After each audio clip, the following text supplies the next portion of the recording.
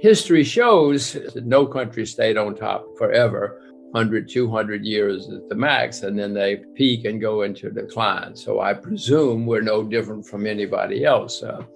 But one of the problems with history is people don't learn the lessons of history. We had a president recently who didn't know history, or if he did know history, he said he was smarter than history. I know I'm not smarter than history, and history is very clear. No nation and no currency, by the way, because they sometimes go hand in hand, has stayed on top forever. So America is now the largest debtor nation in the history of the world. We have troops in over 100 countries. There are people who would say that we're overextended financially, economically, militarily. It looks like they might be right. So yes, no, I worry. It's not a good time to be young in America because what the young people are going to inherit is mind-boggling. I've got 2 teenage kids and it disturbs me. It's good to be old because I don't have to pay. I don't have to pay for all of this. I get the benefits. They're borrowing a lot of money, spending a lot of money. Pretty well, I'm old, okay, do it. It helps me, but it doesn't help the future. 100 years ago, Britain was the richest, most powerful country in the world. There was no number 2. 50 years later, they were bankrupt. Literally, the IMF had to fly into Heathrow to bail them out. So it can happen. It has happened. It often happens. And the symptoms, the money printing, the kind of problems you're talking about. I don't think it'll happen in 2001 or 2021 or even 2022, but it's on the way. My experience and my observation is that all of this money printing, it has to go somewhere, but it takes a long time to build a bridge or a factory, but it's very easy to go online and you buy as much of anything as you want. And that's what's happening. Everybody has a lot of money in their pocket. There is a lot of money around, and it's going into financial assets. Will that last forever? It never has, but you say, maybe it will. Maybe it will this time. History shows that. It's very clear. There have certainly been periods when stock markets in various countries have done extremely well, but it didn't make people rich. What really counts is making people a lot of money in an international currency so that you can go and buy a watch or a car or a loaf of bread or whatever it is you want to buy. Washington says that this is transitory. And, if you believe the head of the central bank and the secretary of the treasury, then you don't have to worry. Everything is going to be great. Look out the window. Everything is going to be fantastic. No worries, no worries, no worries. I happen to be of a different view. First of all, the U.S. stock market has gone up, 10, 12 years without a serious problem, other than some short disruptions, but nothing serious. That's never happened in American history, and maybe it is different this time. Janet Yellen says, don't worry, we have solved the problems. We won't have economic problems again. She's got degrees from 2 Ivy League universities, so maybe she knows what she's talking about. I happen to know she's wrong.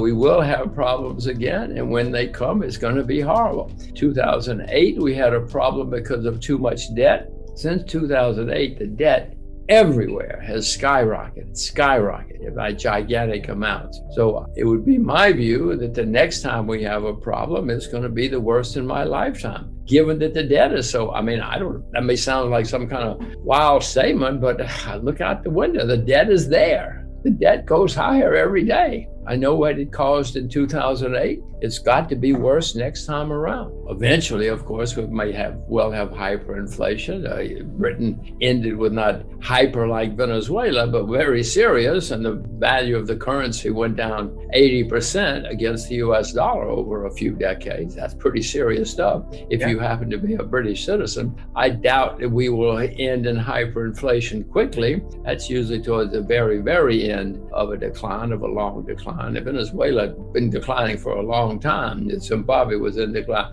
Zimbabwe at one time was the richest country in the British Empire. It's been a long way down since then. Mr. Mugabe learned how to ruin the country, and he did. It took him decades, but he totally ruined it, and it ended in wild inflation. I don't think we're going to have it that quickly in the U.S., even if we're going the way of Britain.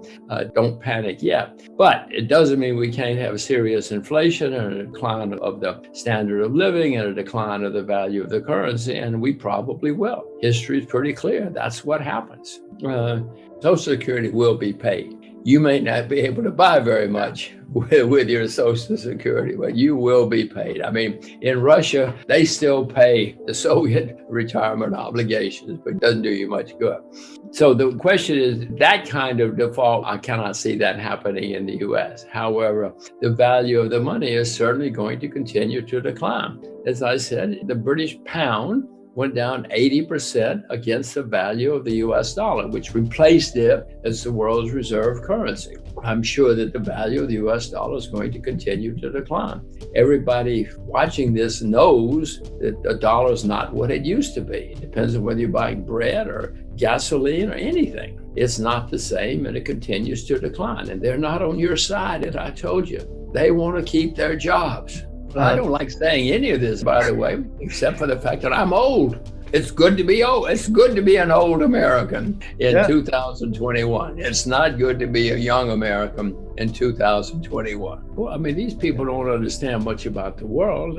All they care about is keeping their job. In their minds, their position is keep my job, keep my job, keep my job. They don't care about your job. They don't care about me or my kids or their jobs. They want to keep their job, and the way they know to keep their job is to burn a lot of money, spend a lot of money, and keep interest rates down. They will do their best. But what will happen is eventually the market will say, oh, wait a minute. We've seen this movie. We know how this ends. And the market will say, we're not going to play your game anymore. Then it gets out of the control of the central bank, and that's when you have serious bear market. It will be the worst in my lifetime. It's going to be the worst in your lifetime, too. I don't say that with great pleasure. I just say I have to deal with facts. There always have been people who come out of these things better off than they were before, and sometimes rich. People came out of the collapse in Germany in 1920s rich. Some people came out of the American Depression very rich in the 1930s. Most didn't, but if you get it right, of course, you can do very well. I own silver and gold, and I plan to buy more sometime in the future.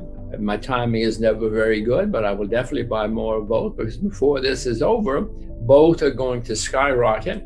Mrs. Yellen and Mr. Powell say, no, don't worry about, leave gold and silver alone. You don't need it. You don't, that's antique.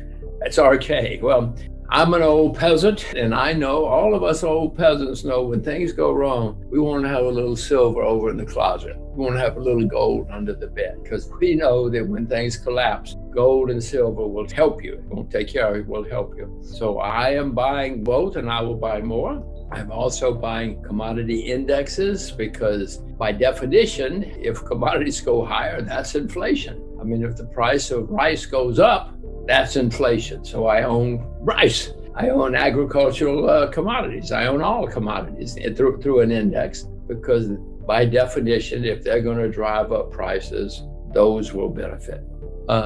As I see the world, bonds are clearly a bubble all over the world. Bonds have never been this high in the history of the world. So I don't think I would start with bonds unless there's a special situation.